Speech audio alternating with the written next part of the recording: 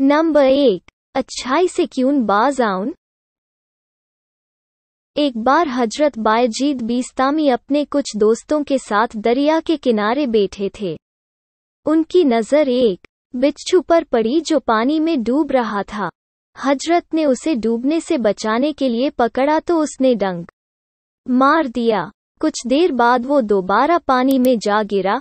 इस बार फिर हजरत उसे बचाने के लिए आगे बढ़े, पर उसने फिर डंक मार दिया।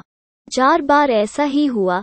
तब एक दोस्त से रहा न गया तो उसने पूछा, हुजूर आपका ये काम हमारी समझ के बाहर है। ये डंक मार रहा है और आप इसे बचाने से बाज नहीं आते। उन्होंने बहुत तकलीफ में मुस्कुराते हुए कहा कि जब ये बुराई से बाज नहीं आता तो मैं अच्छाई से क्यों बाज आऊं। नंबर 2, मजदूरों जैसी जिंदगी।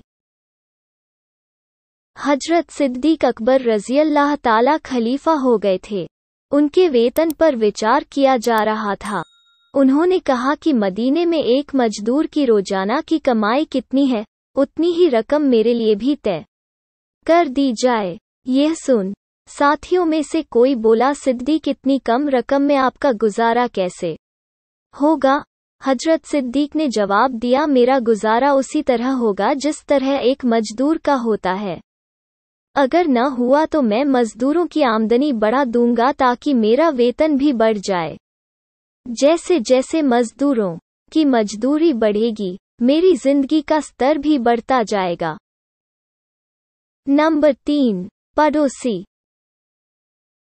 इमाम अबू हनीफा के पड़ोस में एक मोची रहता था।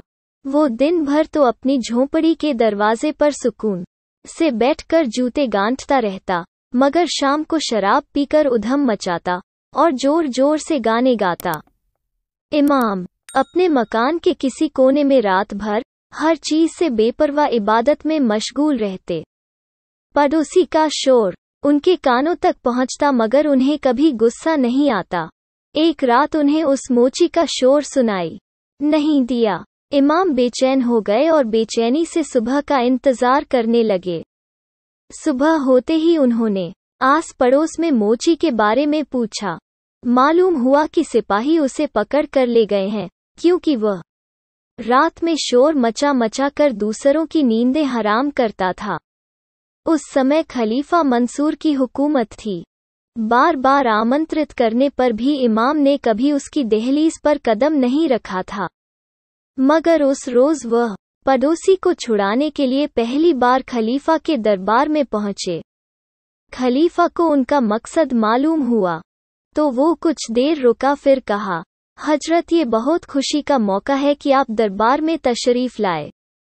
आपकी इज्जत में हम सिर्फ आपके पड़ोसी नहीं बल्कि तमाम कैदियों की रिहाई का हुक्म देते हैं।